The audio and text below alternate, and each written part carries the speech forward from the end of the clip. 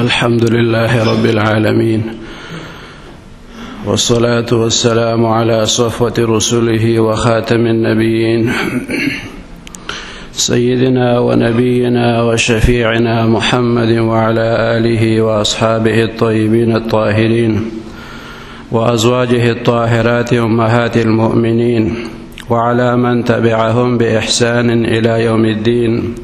أما بعد، فأعوذ بالله من الشيطان الرجيم. بسم الله الرحمن الرحيم. واعبد ربك حتى يأتيك اليقين. صدق الله العظيم وبلغنا رسوله النبي الكريم. إن الله وملائكته يصلون على النبي يا أيها الذين آمنوا صلوا عليه وسلموا تسليما. اللهم صل على سيدنا ومولانا محمد وعلى آل سيدنا ومولانا محمد وبارك وسلم وصل عليه. اللهم صل على سيدنا محمد وآله وصحبه وسلم. اللهم صل على سيدنا محمد وآله وعترته بعدد كل معلوم لك. اللهم صل وسلم على النبي الأمين. اللهم صل على محمد وعلى آل محمد كما صليت على إبراهيم وعلى آل إبراهيم إنك حميد مجيد. اللهم بارك على محمد وعلى آل محمد كما باركت على إبراهيم وعلى آل إبراهيم إنك حميد مجيد. عزتمند حاضرین و اوریدونکو د الله تعالی د مبارک کلام مختصر حصہ ما تلاوت کا. پروردگار رب ذوالجلال فرمائی واعبد ربک حتی یأتیک الیقین، او تا عبادت کا و د خپل پروردگار د خپل رب بندگی کا و حتی تردی پوری یأتیک الیقین چتا تراشی مرگ. د یقین معنی و مطلب دلتا کی چی دین و اغم موت تے تر مرگ پوری دا اللہ تعالی دا بندگی دا سلسلہ بندت جاری ساتا. انسان باندې داسې یو وخت نرازی چې دتا رخصت ملو شي چې بس ته اوس بندگی مکوه، بلکې څومره د وخت اخیری کېږي نو دومره د ډېر پکار دی چې الله تعالی طرف ته متوجه اوسي. نو آیت مبارک کے حکم امداد چې ته د خپل رب بندگی کوه چې تا ته مرګ راشي تر مرګ پورې، ځکه ته مکلف ته به بندگی کې بنده په بندګۍ ښه ښایي. او که څوک دا معنی وکړي چې ته د معرفت او د یقین یو مرتبه ته ورسې نو بیا خیر دی که عبادت نه کوې، نو دا معنی غلطه ده. د حضرت پیران پیر سے مبارک مشهور واقعه ده چې هغه مبارک ته دا شیطان داسې انداز کې ښکاره شو چې داسې رڼا یو کیفیت جوړ شو بره په اسمان کې، او بیا حضرت پیران پیر سے مبارک ته آواز ورکوي چې بس ته نور عبادت مکو، ستا نه زه ډېر زیات خوشحاله شوم، تا زما ډېره ښه بندګي تر اوسه وکړه، نو بس د دې نه پس که ته عبادت نه کې نو تا ته ما اوچت مراتب درکړي دي. نو حضرت پیران پیر سے مبارک او فرمائے لا حول ولا قوة الا بالله، لا حول ولا قوة الا بالله. د ګناه نه بچ کېدل او د نیکۍ توفیق ملاوېدل دا د الله تعالی مدد سره کېږي. د لا حول ولا قوة الا بالله ویلو سره هغه رڼا نه لوګی جوړ شو، تور لوګی ته جوړ شو، ختم شو. شیطان دغه وخت کې بیا یو بل گزارم وکړو. پیران پیر سے مبارک هغه ته فرمایي چې د الله تعالی پیغمبران دنیا ته راغلي دي، یو پیغمبر ته الله دا حکم نه دی کړی چې بس ته نور عبادت مکوه، نو زه خو د پیغمبر علیه السلام یو امتی منو، ما ته څنګه وایي چې ته عبادت مکو؟ نو شیطان حمله کوي په پیران پیر سے په بل انداز کې، ورته وایي چې ډېر لوی عالم د علم په بنیاد د رانه ځان بچ کو. نو پیران پیر سے مبارک ورته فرمایي چې نه، د الله تعالی په فضل باندې او د هغه په مدد باندې زه تا نه بچ شم. نو د الله جل شانه هغه بندگی د هغې موږ ته حکم دی تر مرګه پورې هغه په هر شکل کې چې وي چې د کومې تا ته شریعت اجازه درکوي که په ولاړه نشي کولی عبادت او مونځ په ناستې دې سړی وکړي که په ناسته نشي کولی نو په اشاره باندې دې وکړي خو کولی دي. او د یقین هغه معنا چې د شک د متضاد په ځای باندې استعمالیږي چې شک ختم شي او یقین راشي، نو هغه شی هم محمود دی او مقصود دی چې بنده ته د الله تعالی عبادت کوو او یقین ساته په دې چې الله تعالی او په دې تا ته اجر درکوي. چې ستا دې په دې عمل باندې او په دې عبادت باندې د الله په دې بندګۍ باندې کامل یقیني. احتساب هم دغه ته وایي، من صام رمضان ایمانا و احتسابا کم دا ټکی ذکر دی چې ستا په ایمان هم وي او د ثواب نیت دیم وي او اراده دیم وي او تم او امید هم وي چې که خیر په دې عمل به زما رب ما ته اجر راکوي، ما ته به ثواب راکوي. نو ته د هغه اجر او د ثواب کامل یقین ساته چې ستا عمل د شریعت په حدودو کې دن نه او د نه قبلېدو څه خبره پکې موجوده نشي، نو یقین ساته چې ستا د عمل به الله تعالی قبلوي او په دې باندې به تا ته الله تعالی اجر درکوي. یقین په اجر او په ثواب دام پکار دی. بی بی رابعه بصریه رحمت الله علیها یو لوی شخصیت د عالم اسلام او د تصوف د اولیاء او د تاریخ د هغې متعلق د هغې د سیرت کتابونو کې لیکي چې رابعه بیا ته دوه ملمانه رالل د نصیحت دپاره چې موږ ته څه نصیحت وکړي او هغه ملمانه وږي مو هغې وی چې د رابعه بیا د کور نه راته که څه خوراک هم میلاو شو نو ښه به ځکه چې پاکه بیبي د حلال او پاک خوراک به د شک شبې نه بهر، نو هغه یو فایده جسمانی به موږ ته میلاو شي. هم به لنګر کې روټۍ وخورو هم به ترې دعا واخلو، دواړه کاره به وشي.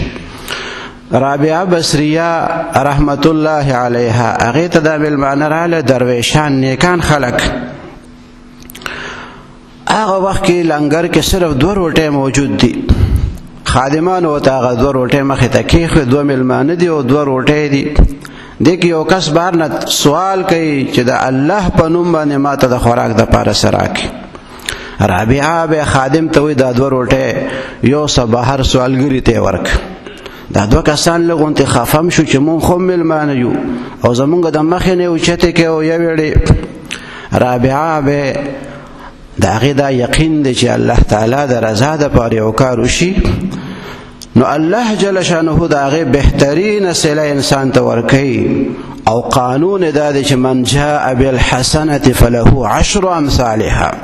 هغه څوک چې هغه یو عمل وکړو اخلاص سره، الله تعالی یو په 10 اجر د هغې ورکوي.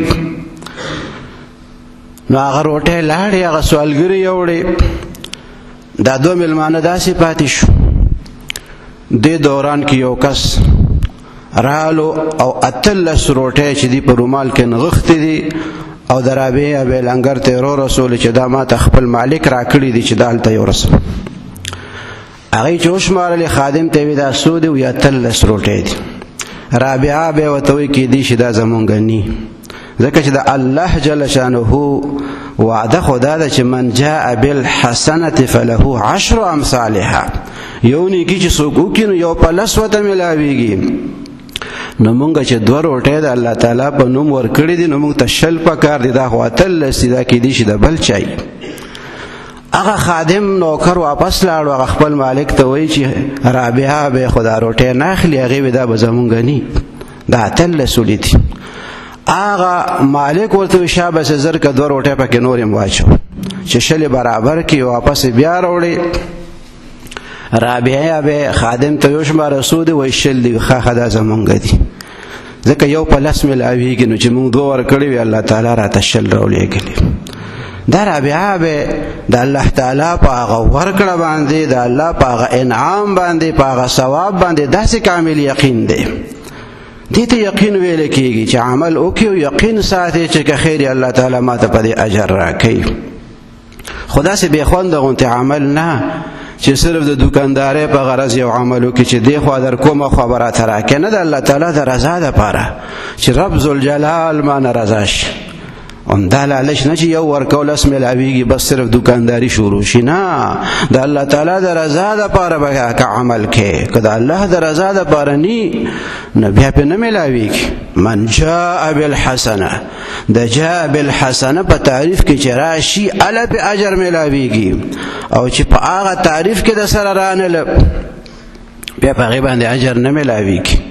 او مغه رابعه به د هغې هغه ولایت خو د هغې د الله سره هغه دوستي د هغې متعلق لیکي د سیرت کتابونه. یو غل رالو او هغه د رابعې بیا په کور کې ګرځي چې د کار څه شی راته میلاو شي چې هغه یوسم.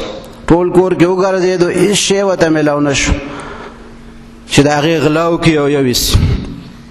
چې واپس تلو نو رابعه به هغې ورته اواز ورکړو د خادم په ذریعه.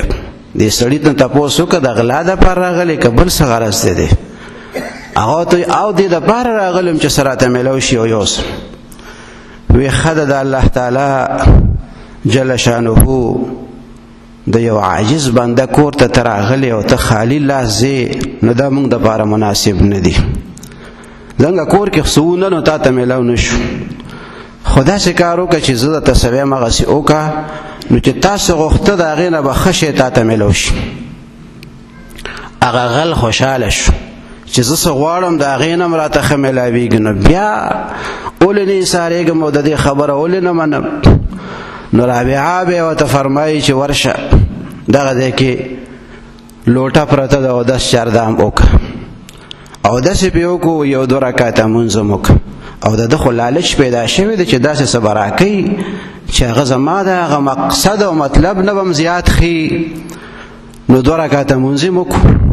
خو چې کله دې په مونځ باندې ودرېدو نو رابعه بصریه رحمت الله علیها د الله تعالی سره دوستی ده، د الله بندگی یې کوله.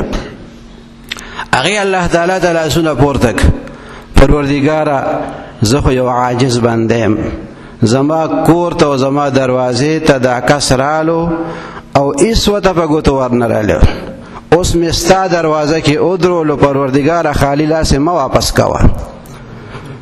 ما سره سنو چې ما ورکړی وې نو ستا دروازې ته مې راوستو، په نفلو باندې مې درته ودرولو.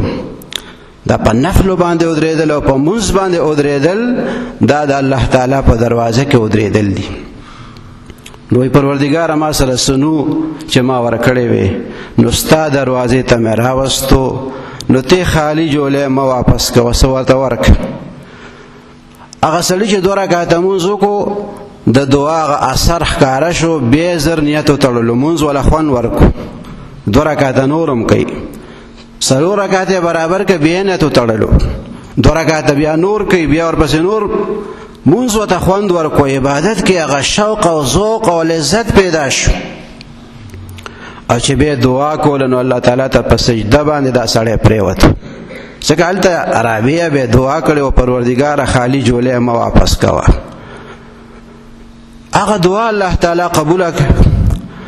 دا کس د مونځ نه فارغ شو چې دعا کوي نو په سجده پرېوځي او الله ته جاړي چې پروردګاره زه راغلی څه پسې ومه، زه خو ستا د قانون د ماتولو دپاره ګرځېدم په دنیا کې، تا وی غلا مه کوئ، ډاکې مه کوئ، زما نافرماني مه کوئ، او ما به ستا د حکمونو خلاف ورزي کوله، په کورونو به ګرځېدم، زما زندگی ستا په نافرمانۍ کې تېرېده، اوس هم په ستا نافرمانۍ کې دې کور ته راغلی وم، او پروردګاره ته دومره مهربانه، تا په ما باندې دومره احسان وکړو چې خپل ځان ته دې دومره رانږدې کړم چې په سجده باندې دې وغورځولم. بنده چې الله ته زیات نږدې په دغه حالت کې الله ته نږدې وي چې دا په سجده باندې دی خپل پروردګار ته پروت وي، دا د ټولو نه زیات د نزدېکت هغه مقامي چې دا بنده خپل رب ته په سجده باندې پروت وي. نو خدای ته زه ځان ته دومره رانږدې وکړم چې خپل ځان ته دې په سجده باندې وغورځولم، نو د ګناهونو نه یې توبه وویسته. او د رابعې به د کوره چې واپس وتو نو ولی الله د هغه نه جوړ شوی و.